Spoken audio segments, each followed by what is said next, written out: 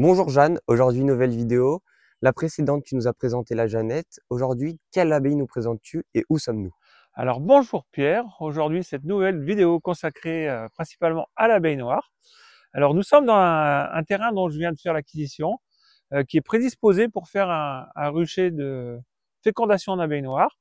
Et donc vous pourrez suivre un petit peu les aventures sur ce terrain dans les mois à venir, car il est destiné à une plantation d'acacia, une plantation très dense dans un premier temps et qui par la suite sera éclaircie pour garder les plus beaux sujets afin d'avoir quelques arbres mellifères supplémentaires sur une forêt qui est déjà très fournie. Et donc le but est par la suite d'avoir beaucoup plus de plantes mellifères sur ce secteur. Alors maintenant, Jeanne, je vais te poser quelques questions. Avec plaisir. Beaucoup d'apiculteurs disent que l'abeille noire a totalement disparu. Quel est ton avis sur cette affirmation? Alors non, fort heureusement, l'abeille noire n'a pas totalement disparu. Et il y a encore dans les régions, dans les secteurs un peu reculés, où peu d'apiculteurs dans les lieux où il n'y a pas de transhumance en général, et donc là où l'abeille continue de faire son petit bout de chemin au milieu des bois, on a encore des foyers d'abeilles noires, fort heureusement, et elle n'a pas totalement disparu, même si elle est très menacée. Peux-tu me dire pourquoi tu élèves aussi l'abeille noire? Alors j'élève l'abeille noire euh, parce que c'est l'abeille avec laquelle j'ai démarré l'apiculture. Et donc il m'est difficile d'oublier cette abeille et aussi sur le plan éthique, à savoir que c'est quand même une abeille qui se fait de plus en plus rare, qu'on ne doit pas oublier, à savoir que c'est une abeille qui a quand même quelques milliers d'années, qui a traversé 2 glaciations et je trouve dommage que l'on puisse l'oublier en 30 ou 40 années d'apiculture. Et donc pour moi, elle reste un des fondements de l'apiculture. Eh bien, merci beaucoup. Tu me dis que l'abeille noire est en danger d'extinction. Y a-t-il des moyens déployés pour pallier à son extinction? Alors il y a des moyens effectivement déployés pour pallier à son extinction. Et donc on a en France une bonne dizaine de conservatoires dont le but est de, dans un rayon de quelques kilomètres, de préserver cette abeille. Et donc ça se fait quand même, à mon avis, trop peu. Mais il y a encore des associations aussi qui participent à la préservation de cette abeille. Nous en avons une dans le département voisin, à Villeneuve-sur-Lot, l'abeille noire des Bastides, une association naissante, très intéressante et qui essaye à son rythme de préserver cette abeille. Et je pense que on en aura de plus en plus avec le temps. Est-ce qu'il y a une forte demande pour cette abeille? Alors effectivement, on a une demande qui est de plus en plus croissante, pardon. Euh, les gens prennent conscience de l'intérêt de préserver cette abeille et aussi pour beaucoup de personnes parce que c'est l'abeille avec laquelle ont travaillé leurs parents, leurs grands-parents, et ce qui fait qu'il y a un peu d'affect pour cette abeille. Donc, quelles sont les qualités et les défauts de cette abeille? Alors les qualités et les défauts de cette abeille. Alors l'abeille noire donc est adaptée à son milieu, à savoir que c'est une abeille de forêt principalement. C'est pas une abeille qui va être capable de faire une récolte de miel sur des cultures telles le colza ou le tournesol. C'est une abeille qui fonctionne à son rythme, au rythme de la nature. Et donc, ses avantages, c'est une abeille qui va hiverner sur de petites populations. C'est une abeille qui va coûter très peu à l'apiculteur parce que c'est une abeille qui a rarement, rarement besoin de nourrir. C'est une abeille d'une grande autonomie et qui fait que l'apiculteur qui la possède n'a pas forcément le besoin d'être toutes les semaines à ouvrir les ruches pour pouvoir la suivre. Elle sait se gérer sans l'intervention de l'apiculteur. Maintenant, ses défauts, on l'a dit très souvent, plus piquantes. Alors là, aujourd'hui, bon, bah, on a un temps clair. On est aussi sur des souches d'abeilles qui ont été sélectionnées pour un peu plus de douceur. mais c'est quand même une abeille qui, par temps orageux, va être quand même un peu plus nerveuse que ses congénères. Et donc, c'est une abeille qui va être un peu plus difficile à placer près des clôtures quand on a des voisins, quand il y a des petits-enfants ou autres. Il va falloir quand même lui laisser une plus grande distance de sécurité. C'est vraiment, comme je le disais au début, une abeille qui est destinée à être dans les bois, dans la forêt. C'est là où elle donne le meilleur d'elle-même. Alors pourquoi élever deux types d'abeilles? Pourquoi deux types d'abeilles? Alors parce que l'abeille noire, comme je vous disais tout à l'heure, j'ai débuté avec l'abeille noire. Ça fait 26 ans que j'en ai. Actuellement, les demandes en abeille noire, en reine noire sont croissantes, donc ce qui me fait continuer aussi à l'élever. Il faut quand même dire que je vis de la vente d'essaims et de reines, donc ça en fait partie. Et la Jeannette parce que à force de chercher, d'avoir, comme beaucoup d'apiculteurs, d'apicultrices, j'ai eu besoin d'aller chercher d'autres races d'abeilles, d'aller explorer ailleurs ce qui se faisait. Et donc, j'ai pris plaisir à, entre guillemets, créer, hein, ça fait prétentieux de ma part, mais il n'en est rien, entre guillemets, de posséder ma propre race d'abeilles. Et donc, elle est issue d'une sélection, on a travaillé de quand même plus de 7 ans, et je ne me vois pas l'arrêter demain pour l'abeille noire. Et donc ça fait quelques années où mes idées divergent tout au long de la saison en me disant je devrais avoir que de la noire pour l'éthique, je devrais avoir que de la Jeannette pour le côté pratique. Ça fait des années que je me torture l'esprit à savoir quelle abeille je devrais posséder. Finalement, j'ai décidé d'arrêter de cogiter et d'avoir les deux dans des ruchers bien distincts afin de pouvoir préserver la génétique de l'une et de l'autre. Alors quelles sont les différences entre la Jeannette et l'abeille noire? Alors la Jeannette, bon déjà c'est un croisement de races. La Jeannette, c'est plusieurs races d'abeilles à la base que j'ai acquis, que j'ai sélectionné. À savoir que dans la Jeannette, il y a quand même une grosse proportion d'abeilles noires. D'abord l'abeille noire parce que pour son autonomie, pour son caractère économe. Et donc par la suite, j'y ai inséré d'autres races d'abeilles dans mon programme de sélection pour avoir une abeille qui soit un peu plus douce, mais aussi qui puisse produire un peu plus de miel pour les apiculteurs qui veulent produire du miel et aussi pour les professionnels. La noire, quant à elle, donc c'est une abeille qui sera plus intéressante pour des propriétaires forestiers, pour des particuliers qui ne veulent pas passer tout leur week-end aux ruches. Hein, c'est une abeille qui va être beaucoup plus autonome et qui va demander moins de soins. Alors quand tu parles d'abeille noire, comment tu peux être persuadé que c'est une abeille noire? Quels moyens disposes-tu? Alors, comment on sait si on a de l'abeille noire ou pas? Alors tout d'abord, premier critère, hein, c'est bête et méchant, mais la couleur. Donc déjà, on va observer les abeilles, on va regarder sur un cadre d'abeilles, sur une centaine d'abeilles, 200 abeilles, 300 abeilles sur le cadre, à quel pourcentage on a affaire d'abeilles noires. Est-ce qu'il y a des abeilles avec des anneaux dedans ou non? Est-ce qu'on a affaire à une population qui est 100% noire? Ça va déjà être le premier critère. Ensuite, par rapport à la façon dont elle va bâtir son cadre, dont elle va disposer son couvain. À savoir que l'abeille noire va avoir un couvain très compact. Excusez-moi, je perds la voix. À savoir que l'abeille noire va avoir un couvain très compact et placé très très bas sur le cadre.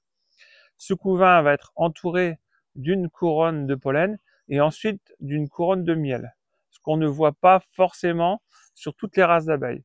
C'est vrai qu'il l'est sur la Jeannette, mais justement, c'est par rapport à cette sélection d'autonomie, sur ce besoin d'autonomie que j'ai sélectionné la Jeannette. Ça, c'est le deuxième critère, c'est la façon dont elle va bâtir ses cadres. Parfois aussi de façon un peu anarchique. C'est vrai que l'abeille noire a tendance à boursoufler un peu des cadres et c'est pas toujours hyper régulier. Ça, c'est un deuxième indice. Et ensuite, pour conclure, le meilleur des moyens, c'est de procéder à des analyses. Et donc, on va prendre des abeilles, on va prélever des ailes sur ces abeilles, on va les passer à la loupe, au microscope, et en mesurant les segments, certains segments disposés sur l'aile de l'abeille, on va pouvoir en déduire de la race à laquelle cette aile appartient. C'est-à-dire qu'on va mesurer ce qu'on appelle l'indice cubital, l'indice discoïdal d'une aile, et ce qui va nous permettre de déterminer la race à laquelle on a affaire. Ensuite, sur un certain volume d'abeilles, on va pouvoir établir un pourcentage de pureté en abeilles noires ou non. Donc ça, c'est ce que je fais régulièrement. Toutes mes souches sont testées en indices cubitaux et discoïdaux. Et ensuite, l'étape supplémentaire, qui n'est pas forcément d'une grande importance à mes yeux, mais on peut aussi faire des prélèvements et envoyer ces prélèvements à un laboratoire qui va faire des analyses ADN. Les analyses ADN vont révéler à peu près la même chose que ce que je trouve en relevant l'indice cubital et discoïdal de chaque aile. Par contre, l'ADN, ADN nucléaire, va permettre de connaître aussi les antécédents de ces abeilles. Est-ce que ces abeilles ont déjà été croisées avec d'autres races d'abeilles à plusieurs générations en arrière? Bon, en ce qui me concerne, je travaille principalement sur l'indice cubital et discoïdal. Sur quelle base utilises-tu pour la sélectionner? Sur quels critères je me base pour sélectionner cette abeille? Alors les critères, c'est déjà une abeille qui soit totalement autonome, hein, puisque c'est un peu la base de l'abeille noire. Mais comme chez nous, comme dans toute vie, on a des variantes et on va avoir des abeilles qui vont être un peu plus travailleuses, un peu moins travailleuses, plus ou moins économes. Et donc les différents critères, ça va être quand même un peu la douceur, hein, parce que dans l'abeille noire, on a aussi des colonies, des souches qui peuvent être très très défensives et même être désagréables. Hein. Il y a quelques souches où on peut très bien se faire piquer en passant 50 mètres des ruches. Donc pour moi, ça c'est déjà rédhibitoire. Là, vous voyez, je suis installé dans un rucher d'abeilles noires. J'ai mis la voilette quand même parce que je préfère prendre quelques précautions, mais dans l'ensemble, je ne me fais pas attaquer.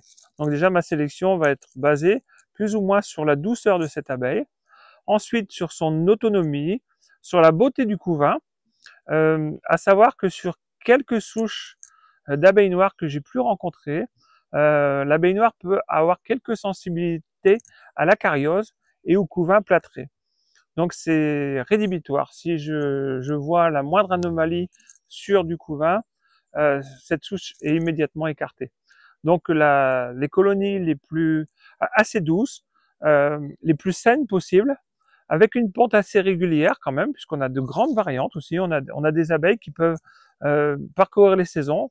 Elles sont là de saison en saison, mais vont produire juste assez de miel pour survivre. Et bon, beaucoup d'apiculteurs ont quand même l'envie de récolter quelques kilos de miel et de s'en régaler, ce que je comprends tout à fait. Donc je me base aussi, mes souches, je pose des hausses sur mes souches afin de pouvoir évaluer les quantités de miel qu'elles sont capables de produire. Et donc ça fait aussi partie de mon choix en sélection. Y a-t-il des soucis d'hybridation avec l'abeille noire? Et si oui, quels moyens utilises-tu pour produire de l'abeille noire pure? Alors effectivement, selon l'emplacement où on va déposer nos ruches, on peut avoir des taux d'hybridation même très impressionnants, greffés de l'abeille noire, de souches abeilles noires et se retrouver au final plus tard avec des ouvrières, avec des anneaux jaunes. Hein, parce que peut-être que derrière une haie, ça et là, il y aura d'autres colonies qui ne sont pas de l'abeille noire, et à savoir que sachant que la reine va se faire féconder en plein vol par 15 à 20 mâles différents, mais il nous est très très facile de se retrouver avec des colonies hybridées. Donc j'essaie toujours de trouver des terrains très très isolés, hein, à savoir que la reine, pour se faire féconder, est capable de parcourir de très grandes distances, les mâles environnants aussi. hein, à savoir que c'est une sorte de rassemblement à assez haute altitude et où la reine va se faire féconder. Et donc, c'est la partie qui est la plus difficilement maîtrisable. Euh, c'est ça, c'est au niveau de la fécondation. Donc, je recherche toujours à implanter mes ruchers de fécondation dans des terrains très isolés et aussi à avoir des souches très proches sur le terrain où on va mettre ce qu'on appelle des cadres à mâles. Donc, on va faire bâtir des cadres avec des alvéoles de mâles pour avoir une très grosse concentration en mâles qui nous intéresse et pour pouvoir au mieux diriger cette fécondation. C'est pas un résultat à 100%, mais ça permet déjà d'avoir une très bonne, un très bon résultat selon l'emplacement où on se situe et selon le nombre de ruches à mâles que l'on est capable d'apporter sur ce secteur. Et ensuite, on a ce qui se fait de plus précis au niveau de la fécondation, c'est l'insémination artificielle au, que, que je pratique également et qui là va nous donner vraiment une précision unique. Alors c'est pas quelque chose que j'emploie spécifiquement, mais ça nous permet de garder les grandes lignées intéressantes de nos abeilles et d'éviter de les diluer et de les hybrider. En termes de conclusion, quelle abeille conseilles-tu à tes clients, la noire ou la Jeannette? Alors là, là c'est très compliqué. Là, c'est un grand débat. J'affectionne les deux abeilles. J'aime toutes les abeilles déjà, hein, mais c'est vrai que j'apprécie les deux. J'ai envie de dire que chacun trouvera son compte, lui trouvera l'abeille qui lui convient le mieux. Certaines personnes vont apprécier beaucoup plus de la douceur, vont rechercher de la douceur, et dans ce cas-là, bah, je les orienterai beaucoup plus facilement sur des Jeannettes. Maintenant, pour les personnes qui sont habituées à l'apiculture, qui n'ont pas peur de temps en temps, par temps orageux, de se faire un peu plus, je vais pas dire attaquer, mais d'avoir affaire à une abeille qui soit un peu plus active. Bon, bah là, il s'agira de l'abeille noire. La Jeannette, c'est plus une abeille qui va être plus douce, qui va tenir au cadre, mais qui nécessitera quand même un soin un peu plus important, un suivi un peu plus accru des colonies, puisque ce sont des colonies qui vont démarrer très fort au printemps, et il faut être là. Il faut être là pour agrandir, pour passer de ruchette en ruche. Il faut être là pour leur donner des cadres à bâtir. Ce sont des colonies qui vont avoir un développement beaucoup plus actif que la noire. La noire va être prête au mois de mai-juin. La Jeannette, en mars-avril, va déjà être au taquet. Voilà, donc il faut savoir un peu ce dont on a envie et quelle apiculture on a envie de faire. Eh bien, merci beaucoup d'avoir répondu à mes quelques questions. Maintenant, peux-tu nous présenter une ruche d'abeilles noires? Mais bien sûr, le temps de m'équiper et on se retrouve tout de suite. Eh bien, nous voici au rucher. On va pouvoir observer quelques abeilles noires. Auparavant, je voudrais quand même parler d'une petite chose qui m'a bien fait rire l'autre jour. Dans la précédente vidéo, j'ai reçu un commentaire d'un monsieur qui m'a dit que il doutait du fait que je puisse avoir 26 années de pratique en apiculture, étant donné que j'avais du matériel trop neuf. Et donc, ça m'a bien fait sourire. Hein, ça voudrait dire qu'en gros, quand on a 26 années de pratique, on a des ruches qui ont forcément 26 années. Sachez, monsieur, que j'ai un peu de tout. J'ai du vieux matériel, j'ai aussi du bordel, j'ai des vieilles ruchettes dans le genre, ce qui fait que vous voyez tout ce matériel beaucoup plus récent. C'est tout simplement des dernières acquisitions, des ruchettes qui ont été achetées l'année dernière. Et donc, au fil de la saison, je fais mes essaims sur mes anciennes ruchettes qui sont des ruchettes plutôt légères, pratiques à manier. Et donc, au niveau de l'épaisseur du bois, ce qui me permet d'avoir, de ne pas me casser le dos trop facilement. Et donc, je repasse mes anciennes mes essaims que je viens de créer de mes vieilles ruchettes légères à des ruchettes beaucoup plus épaisses, quasiment 1 cm de plus en épaisseur pour pouvoir mieux les hiverner et même par rapport aux chaleurs excessives qu'on a en ce moment. Donc voilà, monsieur, rassurez-vous, je suis bien une ancienne apicultrice et j'ai bien du vieux matériel qui traîne comme tout le monde. Voilà. Alors, après ce petit aparté, je voulais vous présenter l'abeille noire. Je vais vous faire voir qu'on peut, avec les méthodes que j'utilise, on peut très bien avoir de l'abeille noire la plus pure possible. Et de temps en temps, on peut aussi avoir quelques échecs. C'est ce qu'on va avoir dès à présent. Et sur une colonie qui apparemment, dont la fécondation a été plutôt loupée. Et donc, on vous fait tout voir. Donc j'enfume ma ruche. Et donc voilà ce qu'on va y voir. Donc une abeille, c'est pas une mauvaise colonie, c'est pas une mauvaise abeille, hein, il n'y a rien de tout ça. Par contre, pour les puristes, pour les gens qui voudraient avoir affaire à de l'abeille pure, eh bien on voit quand même qu'on a un très très fort pourcentage d'abeilles hybridées, même si la reine est noire, comme vous pouvez le voir au bout de mon lèvre-cadre. On a bien une très très belle reine noire, elle est bien issue de souches noires. Par contre, elle a dû se faire féconder par des mâles d'une autre origine et qui font qu'on se retrouve avec un taux assez important d'abeilles hybridées. Voilà. Comme quoi, même quand on en fait son métier, c'est pas forcément toujours évident de réussir à 100%.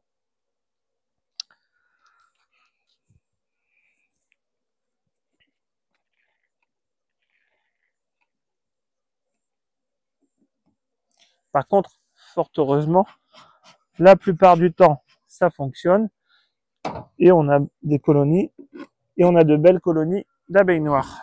Et c'est ce qu'on va voir tout de suite.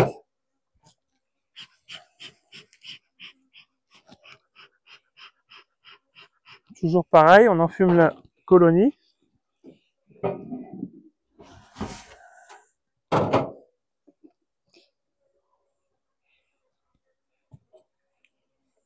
Donc je l'ai déjà ouverte tout à l'heure, hein. C'est pour ça que le bois ne craque pas. Je l'ai déjà ouverte tout à l'heure.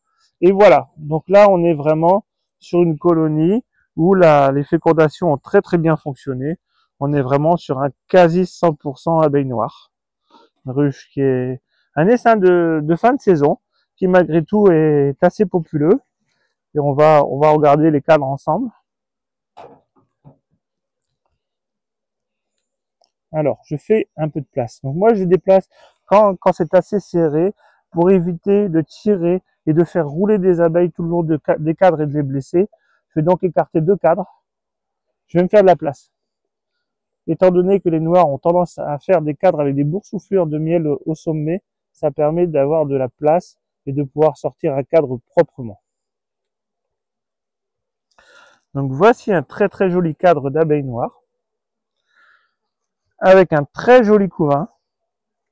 Du beau miel, en ce moment on voit qu'on est sur un miel plutôt de forêt, un miel même de châtaignier aussi, et du miela, beaucoup de miela. Donc voilà, un beau cadre d'abeilles noires pondues.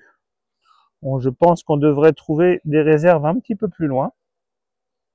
C'est ce qu'on va regarder tout de suite.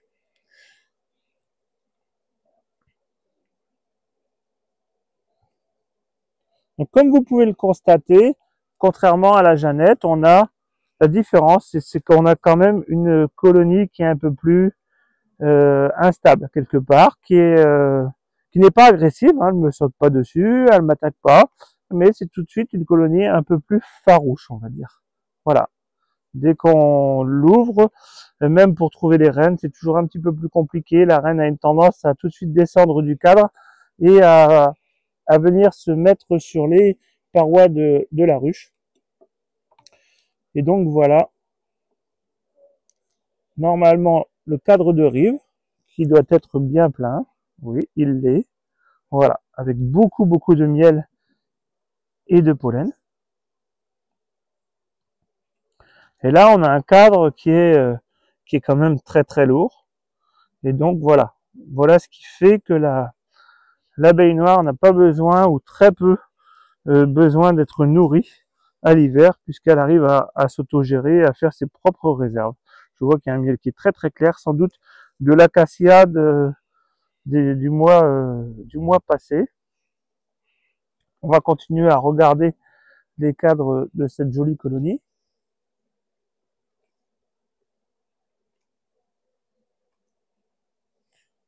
Donc j'ai mis les gants par précaution, mais comme vous pouvez le voir, on pourrait travailler sans. Euh, Par contre, les jours où il y a du temps un peu plus orageux, ou parfois elles sont un peu plus tatillonnes, et il va falloir faire un peu plus attention, prendre un peu plus de mesures. Donc sur ce cadre, je ne sais pas si on peut le voir en vidéo, on va essayer d'agrandir au maximum pour voir les petits œufs dans les alvéoles. Je ne sais pas si c'est possible. On essaye, on le tente, hein. C'est une première, on teste. On verra au montage si on a réussi à avoir les œufs. Voilà. Donc très beau cadre également.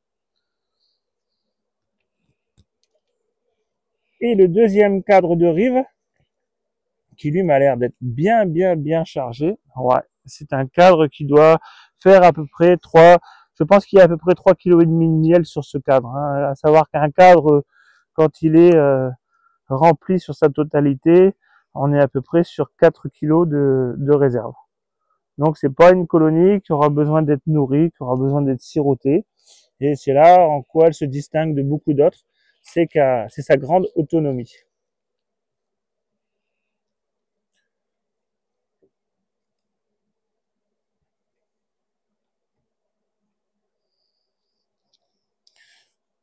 Là, on voit les abeilles qui sont en train de lécher. Il doit y avoir une petite goutte de miel qui est restée sur les cadres sans doute. Et donc, ils sont en train d'échanger, ils sont en train de faire ce qu'on appelle un peu de bouche à bouche. On appelle ça de la trophylaxie. Et donc, elles vont pouvoir le remettre, le ranger en rayon de nouveau. On va pas les déranger plus longtemps, les filles. Et on va refermer gentiment cette ruche.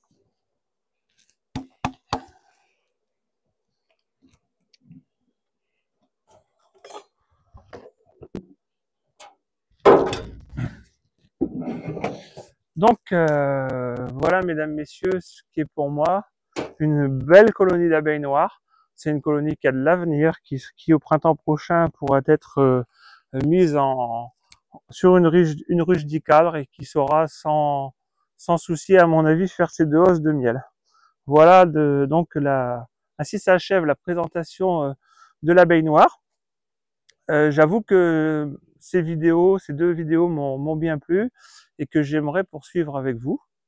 Et donc, ce que je vous propose, c'est de continuer à faire quelques vidéos et sans doute toutes les semaines vous poster une vidéo des travaux un résumé des travaux qui ont été faits dans la semaine. Voilà, donc si c'est ok pour vous, bah faites-moi le savoir, ça peut être sympa de le faire ensemble. Ensuite, ce que j'aimerais aussi, c'est qu'on échange, hein, qu'il y ait plus de commentaires, puisque le but aussi, c'est de pouvoir échanger, c'est de grandir tous ensemble et d'avancer tous ensemble. Ça, c'est quelque chose qui me tient beaucoup à cœur. Ensuite, si vous avez apprécié cette vidéo, ben, n'hésitez pas à vous abonner. Hein, vous cliquez sur s'abonner et vous avez un petit curseur qui est écrit toutes, ce qui permettra d'être informé au fur et à mesure où on aura de nouvelles vidéos à vous faire voir. Et aussi, si cette vidéo vous a plu, n'hésitez pas à mettre un petit pouce bleu, ça fait toujours plaisir. Et puis c'est encourageant pour la suite. Je vous fais de gros bisous. Ciao à tous les abeilloux et tous les abeillouses. On se revoit pour une prochaine vidéo. À bientôt.